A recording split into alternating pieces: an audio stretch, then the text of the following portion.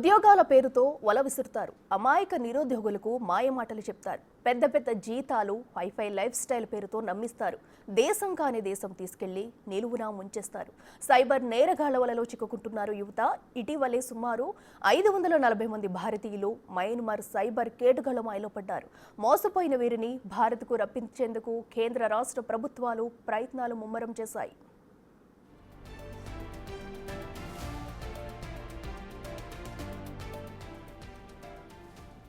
Myanmar cyber స్కామ్లో చిక్కుకున్న వారిని మొదటి విడతగా మార్చి 10న 283 మందిని రప్పించగా, రెండో విడతలో మార్చి 11న 257 మందిని భారత్కు తీసుకువచ్చారు.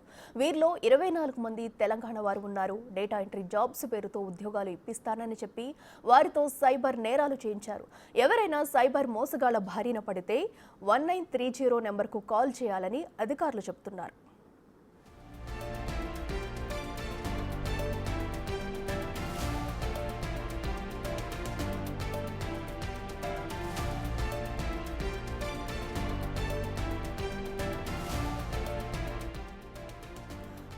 సైబర్ నేరగాల పేరిట వారు ఉద్యోగాలు ఇప్పిస్తానని, అధిక డబ్బులు సాధించవచ్చని చెప్తూ కూడా యువతనైతే మోసం చేస్తున్నారు సైబర్ నేరగాలు. దీని పట్ల అప్రమత్తంగా ఉండాలంటూ కూడా అధికారులు సూచిస్తున్నారు.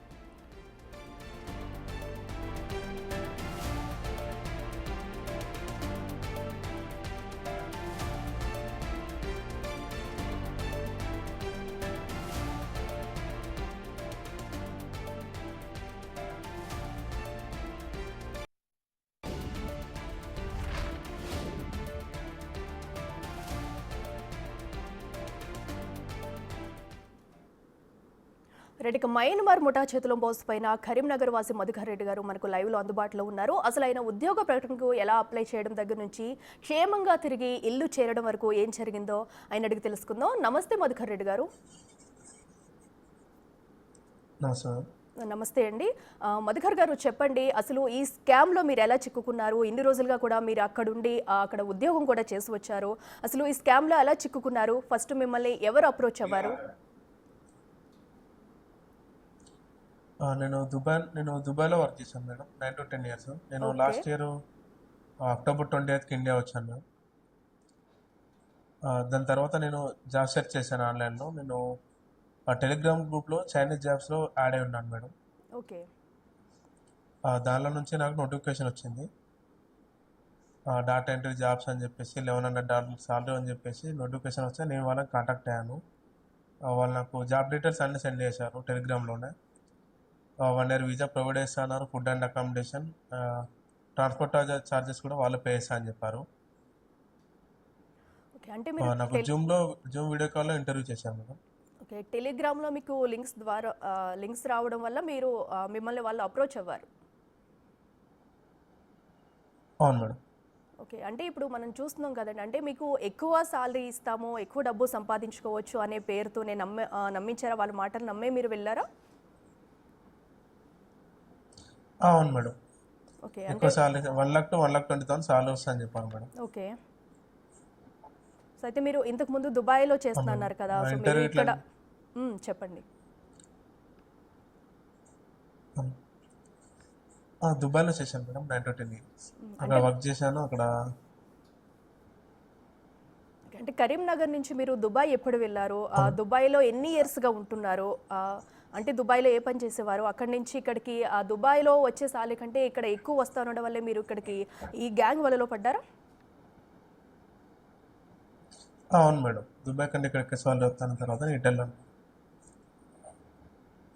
ఓకే అండి. అసలు మిమ్మల్ని వీళ్ళు అప్రోచ్ అయిన తర్వాత ఇంటర్వ్యూలో మిమ్మల్ని ఎలాంటి ప్రశ్నలు అడిగారు? అంటే ఎంతమంది మిమ్మల్ని ప్రశ్నించారు? అంటే అక్కడికి వెళ్ళడానికి, జాబ్ సెలెక్ట్ చేయడానికి ఏమేమి అడిగారు మిమ్మల్ని అసలు? జూమ్ వీడియో కాల్లో ఇంటర్వ్యూ చేశారు మేడం. చైనీస్ వాళ్ళు ఇంటర్వ్యూ చేశారు. ఓకే. నాది టైపింగ్ స్పీడ్ ఎలా ఉంది ఏంటని అన్ని చెక్ చేశారు మేడం. జస్ట్ ఇంటర్వ్యూ మాత్రం జస్ట్ సెల్ఫ్ ఇంట్రడక్షన్ ఇంగ్లీష్లో చెప్పమన్నారు మేడం, అంతే. ఓకే. సో అయితే వెళ్ళిన తర్వాత అసలు దాని తర్వాత నాకు 2 daysకి 2 రోజులకి మిమ్మల్ని ఓకే చేశారా? Self introduction and typing. అవును మేడం. 2 daysలో నాకు టికెట్ ఇట్లా అన్ని పంపించారు. Ticket booking and hotel booking everything చేసి పంపించారు. అంటే మిమ్మల్ని ఓకే దాని అయిన తర్వాత నేను తర్వాత డిసెంబర్ 18కి మీ ఇంటర్వ్యూ అయిన తర్వాత ఓకే అని చెప్పిన తర్వాత అండ్ మీ ఐడి ప్రూఫ్స్ కానీ ఏమన్నా అడిగారా వాళ్ళు? ఎక్కడ ఉంటున్నారు, ఏంటి మీ ఐడి ప్రూఫ్స్, మీ ఫొటోస్ ఎలాంటివి ఏమన్నా పంపించమన్నారా? లేదు ma'am, just self introduction video ఒకటి, టైపింగ్ స్పీడ్ వీడియో ఒకటి పంపించామన్నారు. అలాగే పాస్పోర్ట్ కాపీ కూడా పంపించామన్నారు. ఓకే. సో వాటి తర్వాత మిమ్మల్ని దాని తర్వాత మాకు 2 డేస్లో టికెట్ పంపించారు మేడం. టికెట్ ఉన్నాయి, హోటల్ బుకింగ్ పంపించేసి థాయిలాండ్ రమ్మని చెప్పారు మేడం. ఓకే. టికెట్ మీకు ఆన్లైన్‌లో పంపించారా? అంటే ఫోన్‌పేలో పంపించారా? సారీ, వాట్సాప్‌లో పంపించారా? లేదంటే టెలిగ్రామ్‌లోనే పంపించారా మీకు? టెలిగ్రామ్లోనే పంపించారు మేడం. ఓకే. అంటే మీ ద్వారా ఎంతమందిని, ఇప్పుడు మీరు అక్కడ ఒకరున్నారు, మిమ్మల్ని ఇంటర్వ్యూ చేశారు, మీ ద్వారా ఇంకా ఎంతమంది వచ్చారు మీరు వెళ్ళే సమయానికి? సో అందరినీ ఒకటేసారి వెళ్ళిన తర్వాత అక్కడ రిక్రూట్ చేసుకున్నారా, లేదంటే ఒకరిని రిక్రూట్ చేసుకున్నారా? సో ఎందుకంటే దీనిలో ఎంత స్కామ్ జరిగిందనేది కూడా మీరు చూసి వచ్చారు, అక్కడ ఎలాంటి కష్టాలు పడ్డారనేది కూడా చూసాము. సో అంటే ఎలా మోసం చేస్తున్నారు, ముందు అందరినీ ఒకటేసారి రిక్రూట్మెంట్ చేసుకుంటున్నారు, అక్కడికి వెళ్ళిన తర్వాత పరిస్థితి ఎలా ఉంది? ఆ రోజు నేను ఒక్కనే వెళ్ళాను మేడం. అంటే వేరే వేరే కంపెనీస్ వాళ్ళు, వేరే వాళ్ళు చాలా మంది వస్తారు మేడం. బట్ మా కంపెనీలో మాత్రం నేను ఒక్కనే వెళ్ళాను మేడం ఆ రోజు. అంటే లాట్ ఆఫ్ కంపెనీస్ ఉంటాయి మేడం అక్కడ, ఒకటే కంపెనీ ఉండదు. ఓకే. ఆ రోజు మాత్రం నేను ఒక్కనే వెళ్ళాను ఇక్కడ నుంచి, హైదరాబాద్ నుంచి. హైదరాబాద్ నుంచి వెళ్ళాక నాకు ధర్మపురి అతను, రాజశేఖర్ అనే అతను నాకు గైడ్ చేశాడు మేడం. థాయిలాండ్ ఎయిర్పోర్ట్ నుంచి మయన్మార్ బార్డర్ క్రాస్ చేయాలని చెప్పేసి అతనే టోటల్ గైడ్ చేశాడు. ఓకే మధుకర్ గారు, అయితే అండ్ అక్కడికి వెళ్ళిన తర్వాత మీకు అకాడమిషన్ అన్ని వాళ్ళు మిమ్మల్ని ఫస్ట్ ఎవరు అప్రోచ్ అయ్యారు? అక్కడికి వెళ్ళిన తర్వాత ఎవరిని కలిసారు మీరు? అంటే దీని వెనకాల ప్రధాన సూత్రధారు ఎవరైనా ఉన్నారు, లేదంటే అక్కడున్న ఏజెంట్స్ ఎవరైనా కలిసారా? మీరు వెళ్ళేటప్పుడు నేరుగానే ఆ ప్లేస్కి తీసుకెళ్లారా, లేదంటే దారులు మార్చి ఏమన్నా తీసుకెళ్లారా? వెళ్ళేటప్పుడు ఎటు నుంచి ఎక్కడికి తీసుకెళ్తున్నారా అనేది ఏమన్నా మీరు గుర్తించారా? గుర్తించాను మేడం. ఫస్ట్ థాయిలాండ్ ఎయిర్పోర్ట్ నుంచి మైసూర్ తీసుకెళ్ళాను మేడం. థాయిలాండ్ ఒక డిస్టిక్, అది మయన్మార్ బార్డర్లో ఉంటుంది అది. ఓకే. అక్కడ నుంచి ఒక వెహికల్ తీసుకొచ్చి మళ్ళీ మయన్మార్ బార్డర్లో దింపారు మేడం. అక్కడ డ్రాప్ చేశారు. అక్కడ చిన్న రివర్ ఉంటుంది మేడం, ఆ రివర్ క్రాస్ చేపించేసి మళ్ళీ అక్కడ నుంచి కంపెనీకి తీసుకెళ్లారు మేడం. అంటే ఈ కంపెనీ ఉన్న ప్లేస్ ఎవరికైనా తెలుసండి? ఎందుకంటే ఇంత భారీ స్కామ్ చేస్తున్నారు ఈ సైబర్ నేరగాళ్ళని పెట్టేసి అని చెప్పేసి కూడా, అంటే ఆ ప్లేస్ ఎక్కడుంది అనేది మీకు ఐడియా ఉందా? ఉంది మేడం, లొకేషన్ ఇట్లా అన్నీ చూశాను మేడం. అది ఎగ్జాక్ట్లీ థాయిలాండ్ బార్డర్లో ఉంటుంది మేడం. ఓకే. ఓకే. అక్కడికి వచ్చిన వారు మీతో పాటు ఎంతమంది జస్ట్ వచ్చారండి థాయిలాండ్ సుమారుగా? మయన్మార్ బార్డర్కి 540 మెంబర్స్ వచ్చారు మేడం నాతో పాటు. ఓకే. అందరూ తెలుగు వారేనా, లేదంటే వేరే వేరే దేశాల నుంచి వచ్చిన వాళ్ళు కూడా ఉన్నారా? తెలుగు వాళ్ళు 42 members madam, AP and Telangana కలిపేసి. Okay. All over India 540 members వచ్చాము. అంటే వీళ్ళు టెలిగ్రామ్లో ఆల్ ఓవర్ ఇండియాలో ఎవరెవరిని ఇలా లింక్స్ పంపించి ఎవరైతే వారిని అప్రోచ్ అవుతారో వాళ్ళని ఎరవేసి మరి ఇంటర్వ్యూ చేసి సో వాళ్ళని నమ్మించి తీసుకెళ్లారు. అవును మేడం. అలాగే ఇక్కడ వాళ్ళకి ఏజెంట్స్ కూడా ఉన్నారు మేడం, చాలా మంది ఏజెంట్స్ వర్క్ చేస్తున్నారు వాళ్ళ కింద. ఓకే. ఏజెంట్లు ఇక్కడ క్యాండిడేట్ దగ్గర డబ్బులు తీసుకుంటారు అండ్ కంపెనీ నుంచి కూడా $3,000 ఇస్తారు మేడం. ఎగ్జాంపుల్, ఒక ఏజెంట్ ఒక క్యాండిడేట్ని కంపెనీలో ఇస్తే అతనికి $3,000 కమిషన్ వస్తుంది మేడం కంపెనీ నుంచి. ఓకే. అంటే మీ దగ్గర నుంచి కూడా ఎంత అమౌంట్ తీసుకున్నారు వాళ్ళు? మిమ్మల్ని ఏజెంటే అప్రోచ్ అవ్వారా? మీ దగ్గర నుంచి ఎంత అమౌంట్ తీసుకున్నారు? నా దగ్గర నుంచి ఏం అమౌంట్ తీసుకోలేదు మేడం. బట్ నేను అక్కడికి వెళ్ళినందుకు కంపెనీ వాళ్ళు ఏజెంట్కి $3,000 ఇచ్చారని చెప్పారు మేడం. ఓకే. సో అంటే వీళ్ళందరూ కింద ఏజెంట్స్ని పెట్టుకుని వాళ్ళు ఎంతమందిని రిక్రూట్ చేస్తే వాళ్ళకి సంబంధించిన అమౌంట్ అయితే ఏజెంట్స్కి ఇస్తుంది కంపెనీ. అవును మేడం. ఓకే. సో అక్కడికి వెళ్ళిన తర్వాత, కంపెనీ వెళ్ళిన తర్వాత అంటే వర్క్ ఏంటి అనేది మీకు చెప్పారా? ఫస్ట్ చెప్పలేదు మేడం, అక్కడ వర్క్ చేసే వాళ్ళు చెప్పారు మేడం, కంపెనీ అయితే ఏం చెప్పలేదు. మాతో అగ్రిమెంట్ వేయించుకున్నారు మేడం, 1 year అగ్రిమెంట్ వేయించుకున్నారు. దానిలో శాలరీ కూడా వాళ్ళు చెప్పిన దానికి అక్కడ అగ్రిమెంట్లో రాసిన దానికి చాలా తేడా ఉంది మేడం. జస్ట్ ఇండియన్ కరెన్సీ 60,000 అలా రాసింది మేడం అగ్రిమెంట్లో. ఓకే. సో దాని గురించి అడిగితే మీకు సాలరీ ఇంతే వస్తుందని చెప్పారు మేడం. మమ్మల్ని రిటర్న్ బ్యాక్ ఇండియా పంపియండి అని చెప్తే మేము ఏజెంట్కి $3,000 ఇచ్చినాం. ఆ అమౌంట్ రిటర్న్ బ్యాక్ పే చేస్తే మిమ్మల్ని ఇండియా పంపించేస్తామని చెప్పారు మేడం. ఓకే. అంటే మీరు అగ్రిమెంట్ మీద సైన్ చేశారంటున్నారు కదా! అసలు అగ్రిమెంట్‌లో ఏముంది? మీరు చదువుకుని సైన్ పెట్టారా? అవును మేడం. ఓకే. అంటే అగ్రిమెంట్‌లో ఏం రాస్తున్నారు? అంటే ఏ జాబ్ చేస్తున్నారు? ఏంటి అనేది ఎంత కాలం ఉండాలనేది క్లియర్‌గా ఉంది. అగ్రిమెంట్‌లో చూసారా? ఆ అగ్రిమెంట్‌లో వర్క్ గురించి ఏం మెన్షన్ చేయలేదు మేడం. But okay. సాలరీ గురించి అండ్ వాళ్ళ కొన్ని కండిషన్స్ ఉంటాయి మేడం. Terms and conditions. ఆ వర్క్ చేయకుంటే ఎలా ఉంటది ఏంటని చెప్పేసి ఆ డీటెయిల్స్ అన్నీ రాసి పెట్టారు మేడం. బట్ వర్క్ గురించి మాత్రం ఏం మెన్షన్ చేయలేదు దాంట్లో. ఓకే. వెళ్ళిన తర్వాత మీకు ఈ వర్క్ గురించి ట్రైనింగ్ ఇచ్చారండి? ట్రైనింగ్ ఇస్తే ఎంత అంటే ఎన్ని రోజుల వరకు ట్రైనింగ్ ఇచ్చారు మీకు? 10 డేస్ ట్రైనింగ్ ఇచ్చారు మేడం. 10 డేస్. ఓకే. అంటే అవును మేడం. 10 డేస్‌లో కూడా అప్పటికి మీకు అర్థమయ్యి ఉంటది కదా! అంటే వీళ్ళు ఏ వర్కు చేస్తామని చెప్పి తీసుకొచ్చి, ఏ వర్క్‌కి ట్రైనింగ్ ఇస్తున్నారనేది మీకు అప్పటికే క్లారిటీ వచ్చి ఉంటది కదా! అవును మేడం. మాకు 1 వీక్‌లోనే తెలిసిపోయింది మేడం. వర్క్ ఎలా చేస్తారు ఏంటని చెప్పేసి. ఓకే. సో, మరి మీరు అప్పటి నుంచి బయటికి రావడానికి ట్రై చేశారా? అంటే ముందే చెప్తున్నారు. సో, మనకి వేరే జాబ్ ఇప్పిస్తాము అని చెప్పేసి కూడా ఎక్కువ సాలరీ వస్తుందని చెప్పి. బట్ ట్రైనింగ్ ఇచ్చిన తర్వాత మీకు ఏమనిపించింది? రావడానికి అప్పటి నుంచి ట్రై చేశారా? అవును మేడం. రావడానికి ట్రై చేసినాం గానీ, అక్కడ వాళ్ళకి మనం బయటికి అక్కడ ఎళ్ళలేని సిచ్యువేషన్ మేడం. అది టోటల్ వాళ్ళ ప్రైవేట్ ఆర్మీ హ్యాండ్ ఓవర్‌లో ఉంటుంది మేడం. ఆ పార్క్ వచ్చేసి. మనం బయటికెళ్ళాలన్నా, ఏం చేయాలన్నా ఏం చేయలేము. వాళ్ళు చెప్పింది ఒకటే చేయాలి మేడం అంతే. వేరే ఆప్షన్ అనేది ఏమి ఉండదక్కడ. ఓకే. అంటే వాళ్ళు చెప్పింది చేయకపోతే ఏమైనా పనిష్మెంట్స్ ఇచ్చేవారండి మీకు? పనిష్మెంట్ ఇస్తారు మేడం. ఎండలో రన్నింగ్ చేపిస్తారు మేడం. లేదంటే వాటర్ క్యాన్స్ లిఫ్ట్ చేపిస్తారు. హ్మ్. ఇక వాళ్ళకి నచ్చింది చేపిస్తారు మేడం. ఇంకేమైనా పెద్ద మిస్టేక్స్ చేస్తే ఎలక్ట్రిక్ షాక్స్ ఇస్తారు. వాళ్ళ ఆర్మీని తీసుకొచ్చి కొట్టిస్తారు. అలా చేస్తారు మేడం. ఓకే. అంటే మీకు ఇచ్చిన వర్క్ చేయకపోతే అటు పనిష్మెంట్ ఇస్తూ అండ్ చేయించిందే వాళ్ళ స్కాము. ఈ స్కామ్‌లో కూడా సో, ఇలా పనిష్మెంట్‌లు ఇవ్వడము అండ్ ఇంకా ఎంతమంది వచ్చిన వాళ్ళు కూడా ఇలాగే ఇబ్బంది పడ్డారా అక్కడ? చాలా ఇబ్బంది పడ్డారు వాళ్ళు. ప్రతి ఒక్కరు చాలా ఇబ్బంది పడ్డారు. ఓకే. అంటే సుమారుగా ఎన్ని గంటలు వర్క్ చేపించేవారు మధుకర్ గారు మీతో? 15-16 అవర్స్ మ్యామ్. ఓకే. సో, అంటే ఇంకా వాళ్ళు చెప్పిన అవర్స్ మొత్తం వర్క్ చేస్తూ ఇది ఉండాలి మీరు. లేదంటే కనుక పనిష్మెంట్ ఇచ్చేవాళ్ళు. అవును madam. Duty time work timing వచ్చేసి నైట్ 11 టు మళ్ళీ నెక్స్ట్ డే ఆఫ్టర్‌నూన్ 2-3 వరకు చేపిస్తారు మేడం. ఇక వాళ్ళ ఇష్టం అది. వాళ్ళు ఎప్పుడు వెళ్ళమంటే అప్పుడు వెళ్ళాలి మేడం. టార్గెట్ ఏమైనా పెట్టేవారా మీకు వర్క్ చేసే సమయంలో? మేడం. సారీ. టార్గెట్ ఏమైనా ఇచ్చేవారా? అంటే ఈరోజు ఇంత వర్క్ చేయాలి లేదా ఇంతమందికి కాల్స్ చేయాలి. సో, ఇలాంటి ఓకే. టార్గెట్ ఏమైనా పెట్టారా?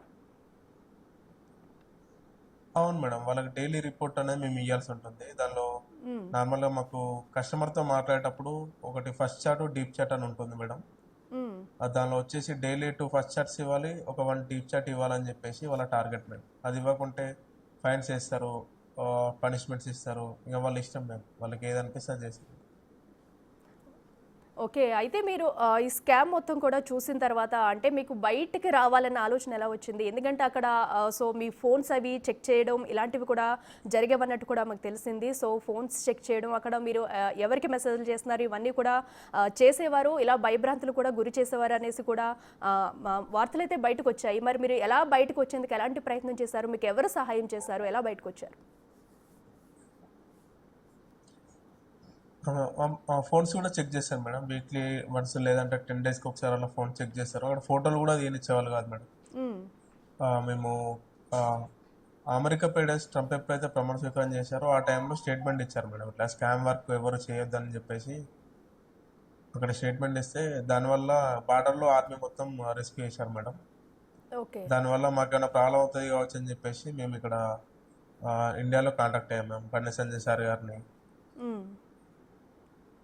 కాంటాక్ట్ అయితే సార్ వాళ్ళు మా కోసం బాగా స్పందించి మమ్మల్ని ఇండియాకి తీసుకొచ్చేందుకు చాలా కృషి చేశారు మేడం.